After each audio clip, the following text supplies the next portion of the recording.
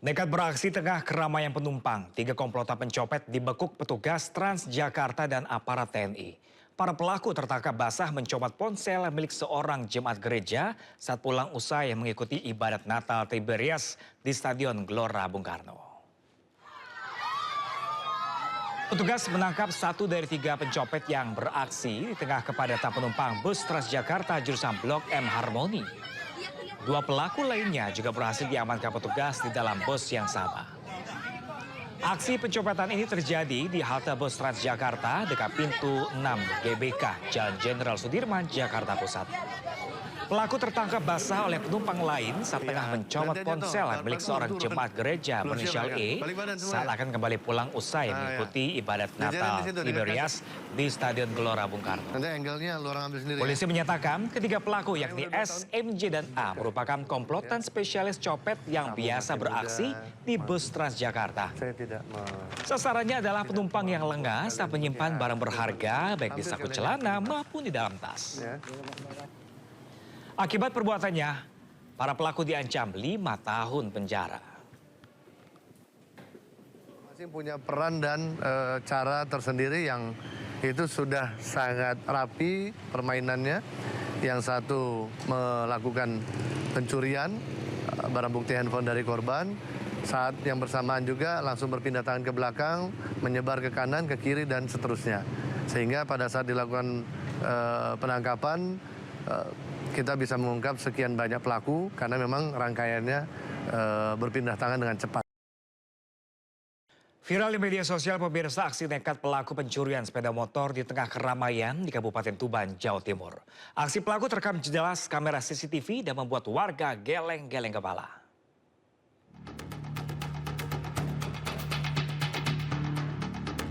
Aksi pencurian sepeda motor di kawasan Manunggal Sports Center Tuban, Jawa Timur ini benar-benar bikin geleng kepala. Pasalnya, pelaku berani menggesek motor di area olahraga yang kala itu masih ramai pengunjung.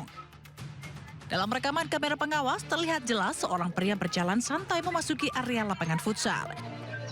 Ia sempat memperhatikan situasi sekitar sebelum melihat sebuah motor metik terparkir dengan kunci masih menempel di dashboard. Setelah merasa aman, pelaku dengan tenang mengambil motor tersebut dan membawanya kabur. Pihak Polres Tuban membenarkan peristiwa tersebut, namun korban belum membuat laporan resmi ke polisi. Dari Satreskrim sekalian melakukan pendidikan dan mencari keberadaan korban untuk memberikan saran supaya melakukan atau membuat laporan. Sampai saat ini dari korban belum laporan ke Polres Tuban. Ya, informasinya dari rekaman CCTV yang beredar di sosial media adalah sepeda motor NMAX. Petugas kepolisian mengimbau apabila terjadi kehilangan barang berharga khususnya kendaraan bermotor, masyarakat diminta segera melapor agar penanganan dapat dilakukan lebih cepat. Dari Tuban, Jawa Timur, Pipit Wibawanto, iNews melaporkan. Masa kenapa tuh? Sumpah. Kenapa sih? Sejak tanggal 3 Desember 2025, pihak kepolisian telah memanggil ABH untuk menjalani proses penyidikan kasus bom SMA 72 Jakarta. Pemeriksaan dilakukan di rumah aman dengan pendampingan penuh kedua orang tua dan kuasa hukum. Selama penyelidikan, kepolisian juga memeriksa saksi mata seperti para siswa dan guru SMA 72. ABH belajar dari mana untuk merakit bahan peledak tersebut, di mana ABH membeli beberapa bahan baku tersebut. Nah, termasuk kita akan mendalami terus. Kami akan sampaikan nanti kepada teman-teman sekalian terkait tentang hasil pemeriksaan. Tetapi perlu kita ketahui untuk kita sama-sama menjaga karena anak yang berkonflik dengan hukum ini masih berstatus anak. Sehingga ada beberapa informasi, beberapa data yang tidak boleh kita sampaikan secara vulgar ke teman-teman media ataupun dikonsumsi oleh masyarakat. Tapi kemungkinan akan ditahan Pak nanti Pak? Ya ini kita lihat. Meski sudah 3 kali diperiksa, hingga kini kepolisian belum menetapkan status hukum sebab usia ABH yang masih di bawah 17 tahun. Dengan kondisi kesehatan yang membaik, ABH kini masih di bawah pengawasan ketat pihak berwenang. Dari Jakarta, Keadela Rosa, Iriansyah, Jaka Samsa, iNews melaporkan. Ya pemirsa, pasca banjir bandang, warga desa Sikundo, Aceh Barat masih terisolasi. Akses jalan terputus total, warga harus pertaruhkan nyawa menyeberangi sungai deras, mengandalkan ban sebagai pelampung.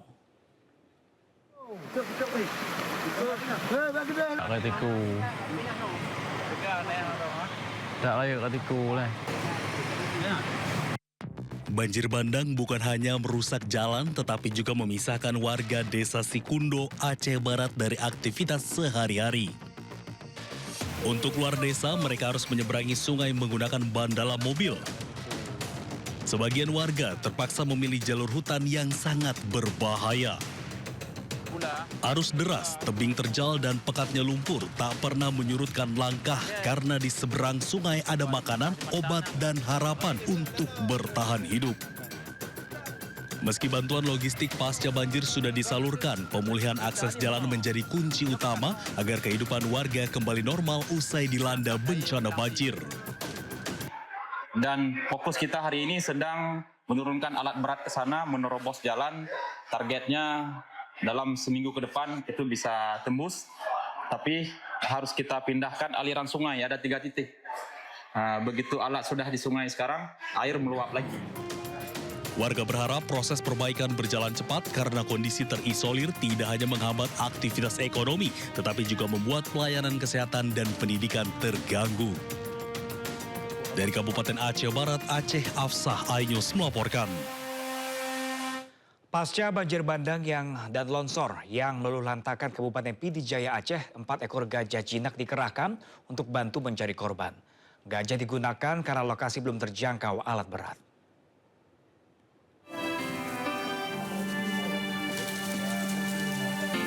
Di tengah desa yang hancur, 4 ekor gajah jinak bergerak pelan membuka jalan di desa Menasabi Nurah 2 Pidi Jaya Aceh. Lumpur tebal, kayu berserakan, dan rumah yang rata dengan tanah membuat pencarian semakin sulit.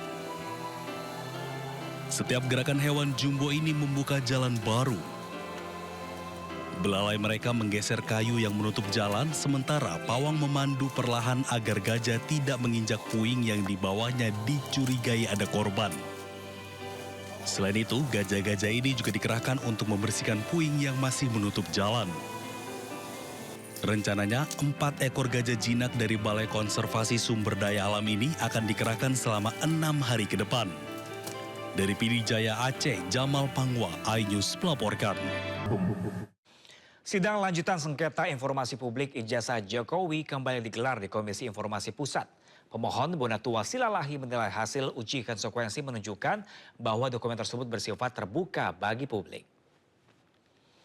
Bonatua mempertanyakan alasan dokumen dapat dibuka untuk pemohon, namun tidak dibuka secara luas kepada publik, sehingga publik harus melewati proses panjang layaknya peneliti untuk mendapatkan akses. Ia juga mengapresiasi majelis sidang KIP yang mengharuskan 9 item dalam dokumen ijazah Jokowi dibuka untuk publik. Pemohon menegaskan validasi harus dilakukan melalui pengecekan fisik, seperti tanda tangan pejabat yang melegalisasi salinan hingga nomor ijazah yang menjadi penentu kecocokan data. 9 item ini. Satu mediasi juga sudah terbuka, cuman saya nggak mau sampaikan di sini. Waktu itu karena kami diatur oleh gentleman agreement waktu itu tidak boleh membukakan hasil mediasi. Cuman mungkin ada sempat dulu disebut bahwa mereka menawarkan saya 9 item untuk saya lihat sendiri. Namun saya bilang mendingan dikasih 3 yang dibuka tapi semua publik melihat. Waktu itu ya, akhirnya kita deadlock, ternyata di mediasi itu juga mereka sempat bilang kalau boleh jangan uji konsekuensi. Nah mungkin ini jawabannya, ternyata hasil uji konsekuensi juga menyebutkan itu adalah terbuka. Bukan tertutup alias dikecualikan. Terbukti tadi logika berpikir majelis komisioner itu benar. Kalau ke saya bisa dibuka, berarti semua kita tinggal mengkloning seperti saya. Lakukan prosedur yang seperti saya lakukan.